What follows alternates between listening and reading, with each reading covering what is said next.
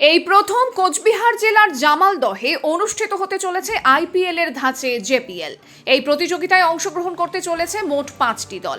মঙ্গলবার রাতে এই নিয়ে প্রশাসনিক বৈঠক অনুষ্ঠিত হলো। ওই বৈঠকে 5টি দলের ফ্র্যাঞ্চাইজিরাও হাজির ছিলেন। আগামী 27শে মার্চ ক্রিকেটারদের নিলাম অনুষ্ঠিত হবে জামালদহে। ভোটের আগেই এই প্রতিযোগিতাটি শুরু হতে যাচ্ছে। সুষ্ঠুভাবে প্রতিযোগিতা পরিচালনার জন্য এদিন একটি কমিটিও গঠন করা হয়। জামালদহ প্রিমিয়ার লিগ পরিচালন কমিটির সভাপতি ও সম্পাদক নির্বাচিত হয়েছেন যথাক্রমে প্রকাশ বর্মন ও বিদেশ সিংহ।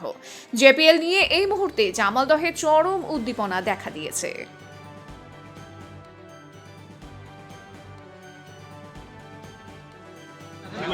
জামালদায় এই প্রথম শুরু হতে চলেছে আইপিএল এর ধাঁচে জামালদা প্রিমিয়ার লিগ। জামালদা স্পোর্টস অ্যাসোসিয়েশনের পরিচালনায় আর কিছুদিনের মধ্যে আপনারা দেখতে পাবেন জামালদা প্রিমিয়ার লিগ। আজকে তার ফ্র্যাঞ্চাইজিদের লিস্ট তৈরি হলো। কিছুদিনের মধ্যে আমরা অকশনের ডেট ফাইনাল করে ফেলেছি। আগামী বুধবার অকশন হবে প্লেয়ারদের।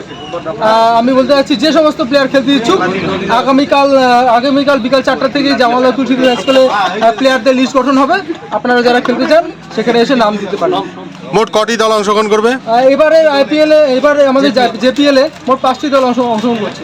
কবে নাগাদ শুরু হতে পারে? মোটামুটি গুড ফ্রাইডে থেকে আমরা শুরু করার চেষ্টা করছি। আপনার নাম এবং কোন দায়িত্বে রয়েছেন? আমি এই জেপিএল কমিটির সম্পাদক বিদেশ সিংহ বলছি।